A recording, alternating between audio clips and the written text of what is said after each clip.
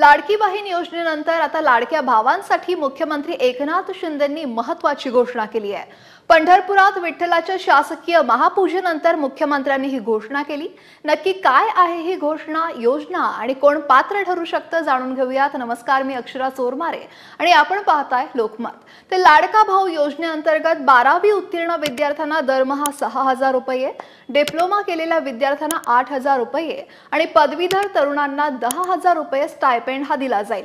याविषयी बोलताना मुख्यमंत्री एकनाथ शिंदे काय म्हणाले तर हा तरुण वर्षभर एखाद्या कारखान्यात अप्रेंटिसशिप करेल आणि त्यानंतर तिथे त्याला कामाचा अनुभव मिळेल आणि त्या अनुभवाच्या जोरावर त्याला नोकरी देखील मिळेल। आणि या योजनेअंतर्गत तरुण ज्या कारखान्यात काम करतील, अप्रेंटिसशिप करतील, तिथे त्यांच्यासाठी आपलं सरकार हे पैसे भरणार आहे।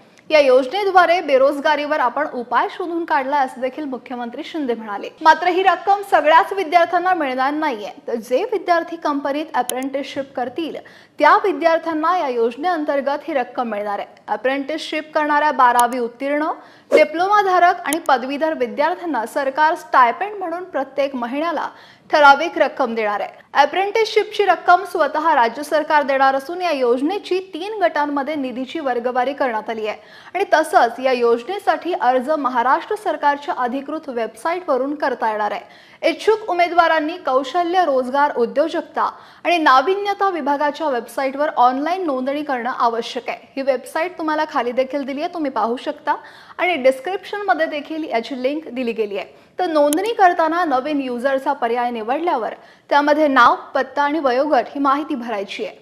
या योजनेसाठी उमेदवाराचं वय 18 आणि कमाल 35 वर्ष असणं आवश्यक आहे। उमेदवाराची शैक्षणिक पात्रता 12वी पास, ITI, पदवी किंवा पदव्युत्तर असावा।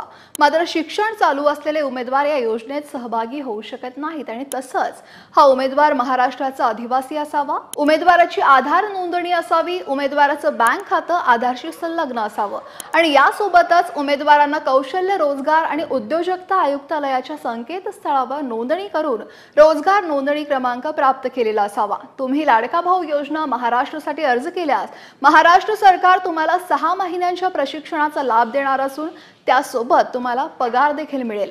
पण या योजनेअंतर्गत प्रशिक्षणार्थी महिन्यातून 10 दिवस किंवा त्यापेक्षा जास्त दिवस गैरहजर राहिला तर त्याला त्या महिन्याचं वेतन मिळणार नाही आणि तसंच विद्यार्थी पहिल्याच महिन्यात सोडून गेला तर पुढे तो त्या योजनेसाठी कधीच पात्र ठरणार नाही।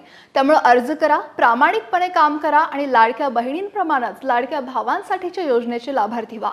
ही माहिती तुम्हाला कशी वाटली कमेंटमध्ये नक्की लिहा।